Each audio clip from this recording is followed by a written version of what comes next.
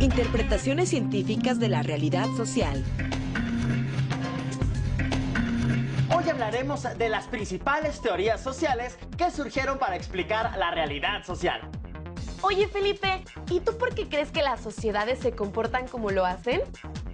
Pues seguramente es porque cada sociedad se integra por varios grupos, que a su vez se organizan en diversos niveles. Por ejemplo, nos organizamos en familias. Las familias forman comunidades. Las comunidades integran los municipios. Los municipios integran los estados. Los estados tienen instituciones y así. Ah, claro. Y los grupos que conforman una sociedad tienen distintas formas de pensamiento, diferentes costumbres y modos de vida. Sí, todo el tiempo esas diferencias actúan entre sí, se contradicen. Existen unas a partir de otras, y eso hace que las sociedades estén en constante transformación. Sin embargo, aunque las sociedades cambien, hay elementos que permanecen en el tiempo o se adoptan de una cultura a otra, como las costumbres. La comida mexicana es un ejemplo. Tiene muchos elementos de otras culturas. Para explicar el comportamiento de las sociedades, hay diversas teorías de pensamiento. Las fuertes transiciones que vivía el Reino de Prusia, aumentando sus territorios mediante la unificación de los estados alemanes, junto a la Revolución Industrial y la primera era del capitalismo, fueron el marco donde Karl Marx, filósofo, economista y sociólogo, desarrolló sus primeros estudios acerca de la realidad social y del sistema de producción. Sus constantes colaboraciones periodísticas muestran los orígenes de la teoría que desarrolló, el materialismo histórico. Con la introducción de los barcos de vapor y las locomotoras, se produjeron profundos cambios en la sociedad. Y con las primeras fábricas se dieron los primeros movimientos obreros. Hegel nació en uno de los periodos de cambios más significativos de la historia, la Revolución Industrial y la primera era del capitalismo. Formado en el campo filosófico, Hegel intentó explicar estos cambios como consecuencias de una oposición de eventos e ideas que desencadenaban una transformación social. Una tesis se le opone a una antítesis y de ambas resulta una síntesis. Según Hegel, hay una tesis y una antítesis. Un ejemplo actual puede ser el arte urbano, ¿no crees? Que surge como una rebelión a lo establecido. Tienes razón. El graffiti se expresa en los muros de casas y edificios, donde todos pueden verlo, y es una crítica al sistema establecido. Es una afirmación y negación, o sea, una tesis y una antítesis. Aunque hoy el graffiti ya es reconocido como una expresión artística y es parte de importantes exposiciones internacionales. Los sistemas de esclavitud y la posterior búsqueda de la libertad fueron explicados por Hegel con la relación amo-esclavo, en la que surge una oposición del primero con el segundo. Al final, el esclavo logra ser libre como lo era su amo, cumpliendo un ciclo de afirmación, negación de la afirmación y negación de la negación o síntesis. Marx explicó que la lucha de clases cambia la historia de una sociedad. Yo creo que en nuestro país la Revolución Mexicana es un ejemplo de ello.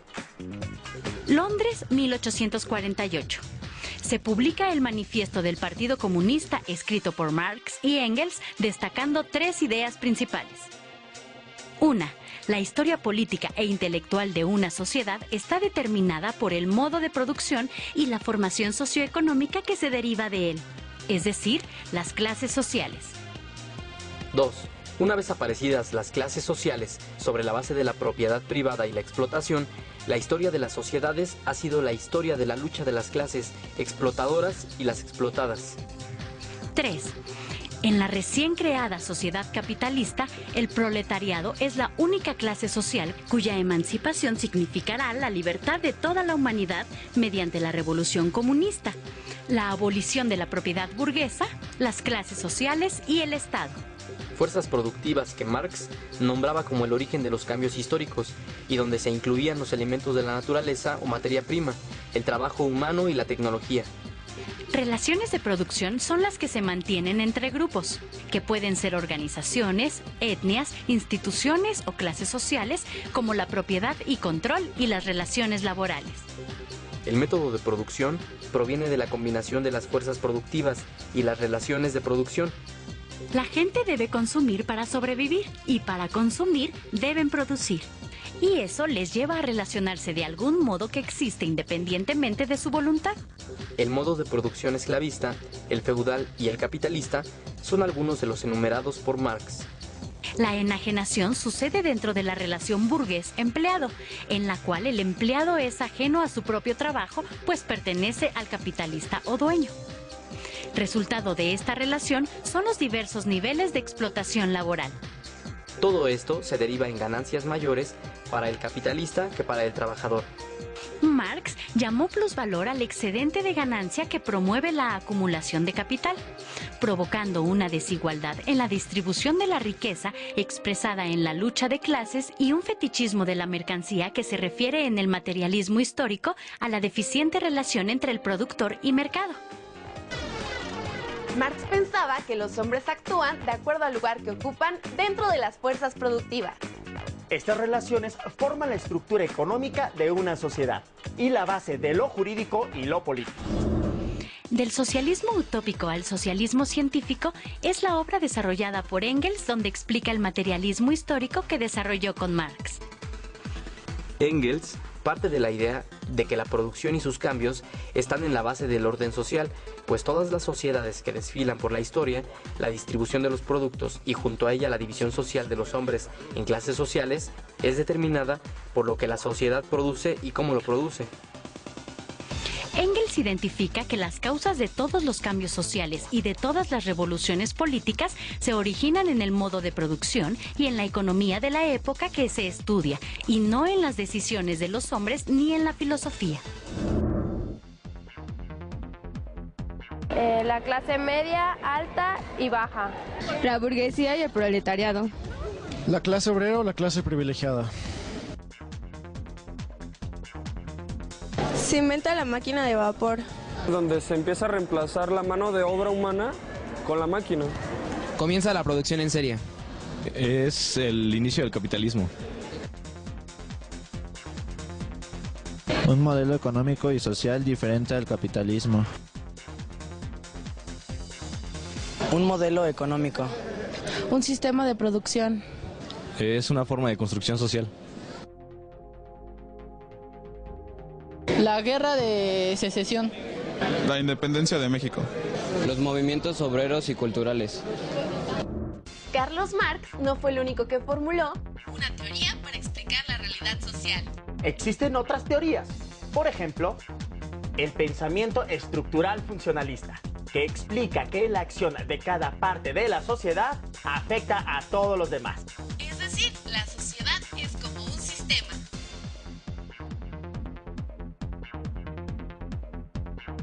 Un sistema es un conjunto de componentes que interactúan entre sí. Los sistemas pueden ser conceptuales o materiales. Una célula es un ejemplo de un sistema material biológico, un ejército de un sistema material social y una teoría científica de un conceptual lógico.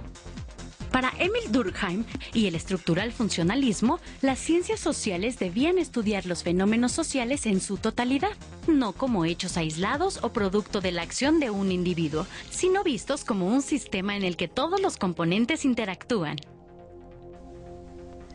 El sistema general del orden social se divide en 4 subsistemas. El subsistema biológico, social, cultural y el de personalidad, que es representado por la economía dominante. El cultural, que es el conjunto de normas, valores, costumbres, lenguaje que son compartidos en la sociedad. El social, que incluye las normas que rigen a los individuos y que los organismos jurídicos vigilen su cumplimiento. El de personalidad, que engloba el conjunto de motivaciones impartidas por las instituciones políticas para que los individuos alcancen sus objetivos y metas. El estructural funcionalismo explica a la sociedad como una construcción que requiere de funciones indispensables para su sobrevivencia. Algunas de estas funciones son la producción de bienes, su distribución y consumo, y la reproducción cultural, entre otras. El estructural funcionalismo señala que la finalidad de la sociedad es el mantenimiento del orden y la estabilidad social. Algunos críticos se refieren al estructural funcionalismo como una teoría desarrollada por la clase media alta que busca apoyar el sistema económico capitalista, en oposición con el materialismo histórico que se originaba en la clase obrera predominante a partir de la Revolución Industrial. Max Weber es otro teórico que trató de explicar la realidad social, pero su teoría toma muchos conocimientos de otros estudios. Su proyecto se nombra la teoría comprensiva. Weber toma la crítica a los modelos económicos de Marx y el conocimiento sobre las estructuras sociales de Emil Durkheim.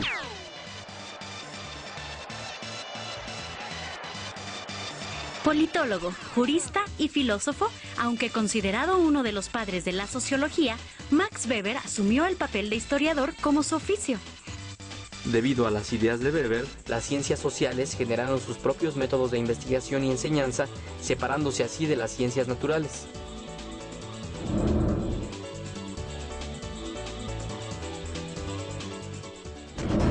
En las ciencias sociales lo que nos preocupa es cómo van cambiando las sociedades a lo largo de los tiempos, mientras que en las ciencias naturales lo que nos interesa es averiguar qué vamos a hacer con el conocimiento nuevo que se está generando día a día. Es decir, en ciencias naturales los fenómenos físicos no cambian tan rápido como en las sociedades.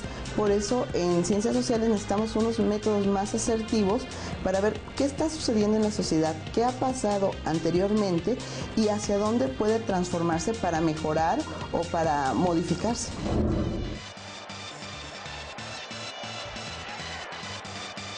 Nosotros podemos ver lo que sucede en el medio ambiente, si va a llover, si no va a llover, y lo que haríamos en ciencias naturales es investigar por qué y cada cuándo llueve. Y eso lo podríamos manejar en el tiempo, mientras que en las ciencias sociales nosotros no sabemos cómo a las personas les afecta la lluvia, qué tanto se van a agripar en periodo de lluvias y en qué condiciones sociales, económicas y de trabajo hay para poder investigar. Mientras que por un lado nos preocupamos por las personas y sus cambios en el tiempo en que viven, que son las ciencias sociales, las ciencias naturales lo que van a verificar es cómo funciona la naturaleza y cómo afectaría a las personas.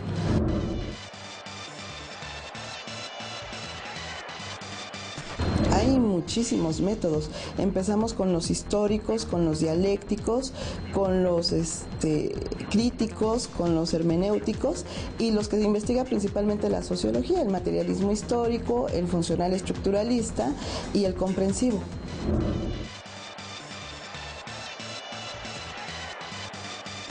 Lo que decía Weber es, no podemos estudiar igual a la naturaleza que a las personas. ¿Por qué? Porque las personas tienen una historia, mientras que la naturaleza tiene efectos en esas personas. Por lo tanto, deberíamos de tener un método para las sociedades y otro para la naturaleza.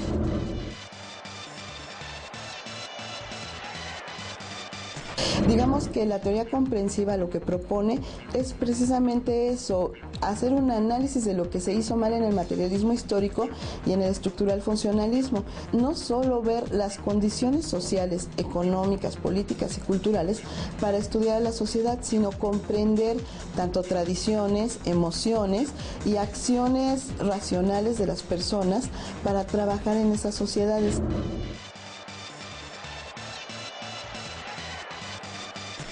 Pues principalmente es Max Weber, pero no podemos evitar la línea del trabajo que hace Radcliffe y Emil Durkheim, que es digamos que el antecedente de la teoría estructural funcionalista.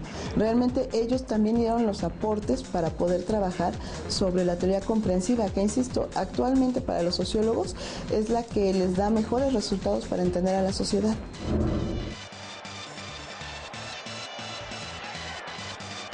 El resultado de la teoría comprensiva es todo el antecedente del materialismo histórico.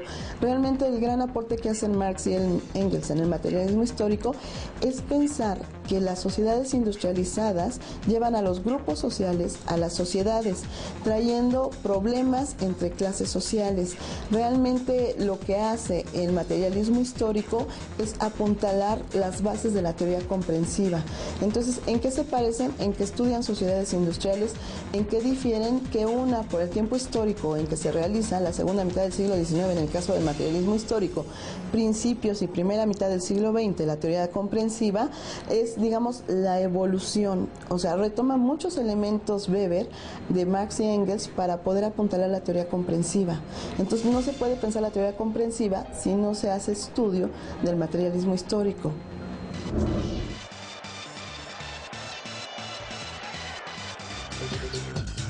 Hay otra teoría que retoma las ideas de Marx y el materialismo histórico.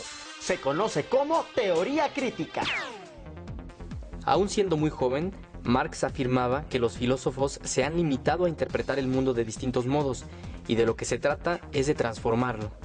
Basada en esta idea revolucionaria, surge la teoría crítica cuyos principales representantes son Jürgen Habermas, Herbert Marcuse y Max Horkheimer, entre otros, quienes durante la segunda y tercera década del siglo pasado buscaron retomar el pensamiento marxista aplicándolo innovadoramente en una realidad muy distinta a la que presenció Marx, la Europa sumergida en los periodos de guerra y el nazismo. La teoría crítica fue aplicada en los más diversos ámbitos del quehacer social, la postindustrialización capitalista, los efectos de la ideología autoritaria y la enajenación del hombre, la reproducción de los intereses capitalistas y las expresiones artísticas y lenguaje. Marcuse aseguraba que la sociedad capitalista, que él llamó sociedad del bienestar, sufre de tal alienación que no puede darse cuenta de su propia infelicidad. De ahí que dicha sociedad nunca sea revolucionaria, pues la lucha de clases como motor del cambio histórico es un simple sinsentido. Todas las teorías toman ideas de otros estudios y de ahí se desarrollan nuevas explicaciones. Aunque algunas se contradicen. Teoría desarrollada durante la Revolución Industrial y la primera era capitalista. El materialismo histórico es un método para estudiar a la sociedad en su conjunto desde una perspectiva donde se estudia las relaciones entre el capital, la producción masiva y la industrialización social en el siglo XIX, sobre todo en la segunda mitad. La sociedad es una estructura cuya finalidad es el orden social. Eso quiere decir que todos tienen funciones específicas, como la producción de bienes y su consumo. Para estudiar los fenómenos sociales hay que considerar la individualidad de los hombres. Es otro método de investigación en ciencias sociales que precede al materialismo histórico, en el cual lo que se estudia es la relación entre la organización de la sociedad y sus formas de desarrollo. No es suficiente interpretar y estudiar la realidad, hay que transformarla. La teoría comprensiva es otro método de investigación en ciencias sociales que lo que se ocupa principalmente es en estudiar y tratar de comprender la cultura de las sociedades para ver cómo se desarrollan los individuos dentro de la misma sociedad y hacer una explicación más formada de lo que está sucediendo en su momento histórico. La teoría crítica surge después de la Primera Guerra Mundial, en oposición a la teoría tradicional, cuyos intelectuales se enfocaban a observar la realidad social desde una posición pasiva, como observadores, dándose a la tarea de solo entender el orden establecido. Una de sus principales aportaciones giró en torno a la crítica de la transformación de la producción cultural, que debido a la industrialización del liberalismo capitalista, pasó de procesos de producción artesanal únicos a procesos industrializados y masivos. Hay muchas formas de explicar la realidad social, ¿no crees? Y seguirán surgiendo otras nuevas, ya que la sociedad siempre está cambiando. Pues creo que por hoy ha sido suficiente. ¡Nos vemos! ¡Sí! ¡Hasta luego!